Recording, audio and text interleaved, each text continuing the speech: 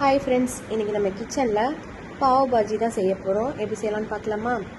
அதுக்கு 350 கிராம் அளவுக்கு உருளைக்கிழங்கை கட் பண்ணி வச்சுருக்கேன்.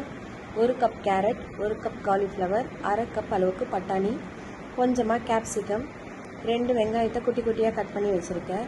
3 தக்காளியும் குட்டியாக கட் பண்ணி எடுத்து வச்சுக்கேன். ஃபஸ்ட்டு ஒரு குக்கரில் உருளைக்கிழங்கு, காலிஃப்ளவர், கேரட் இது எல்லாத்தையும் சேர்த்து 1 கப் தண்ணி விட்டு 4 விசில் வச்சு வேக வச்சுக்கிறேன். சைடில் ஒரு கடாயில் 3 டேபிள் ஸ்பூன் ஆயில் சேர்த்துட்டு கட் பண்ண வெங்காயத்தை சேர்த்து வதக்கிக்கிறேன்.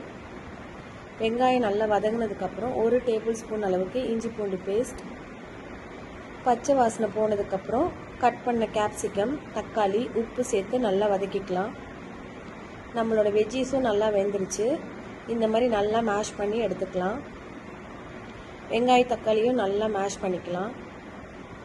வெந்த வெஜ்ஜீஸை வெங்காயம் தக்காளியோடு சேர்த்து 2 கப் தண்ணி ஆட் பண்ணி மிக்ஸ் பண்ணிக்கிறேன். 2 டேபிள் ஸ்பூன் அளவுக்கு ரெடிமேட் பாவ் பாஜி மசாலா சேர்த்துக்கிறேன். கொஞ்சமாக மஞ்சள்தூள் சேர்த்து நல்லா மேஷ் பண்ணி விட்டுக்கலாம். ஃபைனலாக வெந்த பட்டாணியும் சேர்த்து மேஷ் பண்ணி இறக்குனா நம்மளோட மசாலா ரெடி ஆயிரும். இப்போது ஒரு பன்னை இந்த மாதிரி கட் பண்ணிவிட்டு தோசை தவாவில் கொஞ்சமாக பட்டர் சேர்த்துட்டு கட் பண்ண பண்ணை மேலே வச்சு டோஸ்ட் பண்ணி எடுத்துக்கலாம். ஒரு பிளேட்டில் கட் பண்ண வெங்காயம், கொஞ்சமாக லெமன், டோஸ்ட் பண்ண பன், நம்ம ரெடி பண்ண மசாலா இது எல்லாத்தையும் வச்சு நம்மளோட பாவ் பாஜியை என்ஜாய் பண்ணலாம்.